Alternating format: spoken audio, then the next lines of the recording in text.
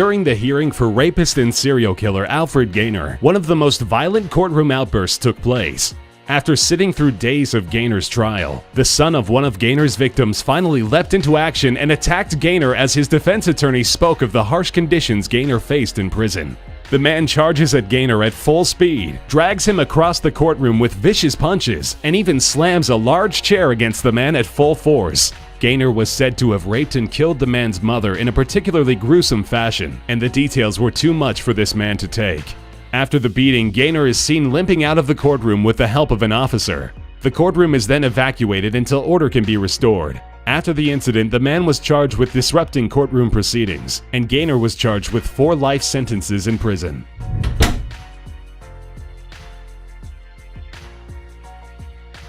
October 2003, Van Nuys, California. In the midst of a difficult murder trial, attorney Gerald Curry leaves the confines of the courthouse one day to return home to continue preparing his case. Outside, he is met by William Stryer, a man Curry never had claimed to have met. Stryer withdraws a gun and quickly shoots Curry in the neck. Curry manages to scamper away and duck behind a tree as Stryer continuously fires at point-blank range, but missing every time. After he runs out of bullets, Stryer gives up his attack and tries walking away as if nothing happened, only to be attacked by local guardsmen outside the courthouse. While Curry never claimed to know Stryer before the assault, he does believe that he was connected with a previous case. Curry thinks Stryer was hired as an amateur hitman by a local firm that hired Curry in previous years and failed to deliver. Stryer was eventually charged and prosecuted after his first trial declared that he was mentally unfit to stand trial. Curry went on to practice law for years after his attack.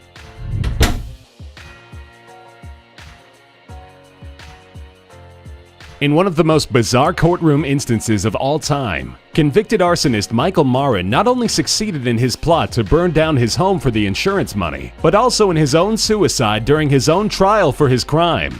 Previously a well-known Wall Street trader and millionaire, Marin believed he could buy and sell houses for a major profit in a lottery system that he set up, where he would purchase homes for cheap and then auction them off for a higher price. When the state learned what he was doing, they deemed the lottery illegal and shut his project down.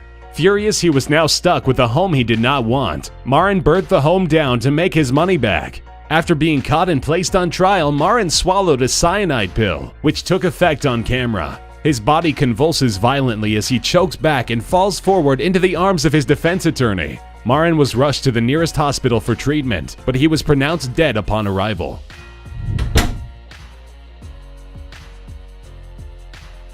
One lawyer went to a fairly extreme length in order to get his client off at an even stranger court hearing.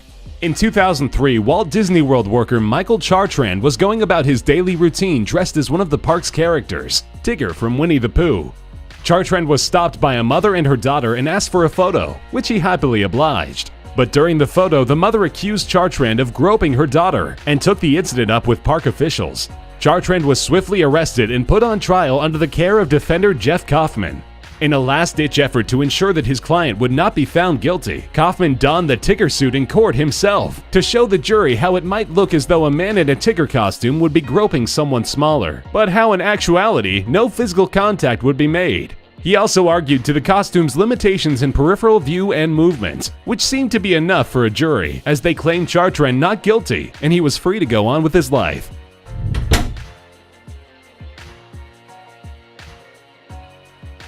In 2013, a man named Peter DeConnick was charged with the brutal murder of Ronald Russo. As it came out in court, DeConnick reportedly stabbed Russo a total of 69 times and left the man to bleed to death before eventually being caught by local police. At his trial, when the details of DeConnick's heinous crime were read out to the jury, Thomas Russo, the victim's brother, leapt up from his seat in the viewing area and charged toward the defendant. He was so powerful in his attack that it called for multiple officers to restrain him. In the ensuing fight, one officer was injured and sent to the hospital. Thomas Russo was then given his own arraignment and court date for the interruption, which he later said he regretted.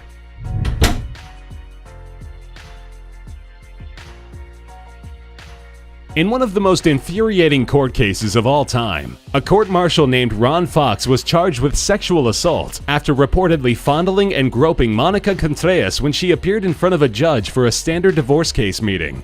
After watching Contreras talking with the judge, he asked her to follow him to a back room so he could search her for drugs. There, he patted the woman's buttocks and breast before forcing her to lift up her shirt. Contreras reported the incident to the judge, but Judge Donninger ignored her pleas. Enraged that Contreras was reporting the assault, he proceeded to arrest her on the basis that she was falsely accusing an officer of the law, which, as we should point out, is not something one can be arrested for.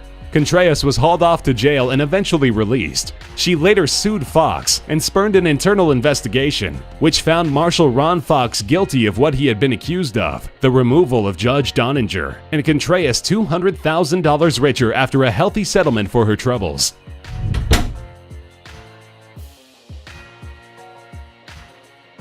In 2014, a Florida judge named John Murphy randomly struck issue with public defender Andrew Weinstock and proceeded to antagonize the man after he attempted to get his client a faster trial. Murphy and Weinstock proceeded to yell and argue with each other in front of the camera before the judge informs Weinstock of his desire to fight. Weinstock leads the way out of the courtroom with the judge following, and the two can be heard physically fighting in the hallway outside. The judge eventually returns to his position as if nothing happened and continues his work with the other charged defendants, and was removed from his position a year later for his altercation with Weinstock.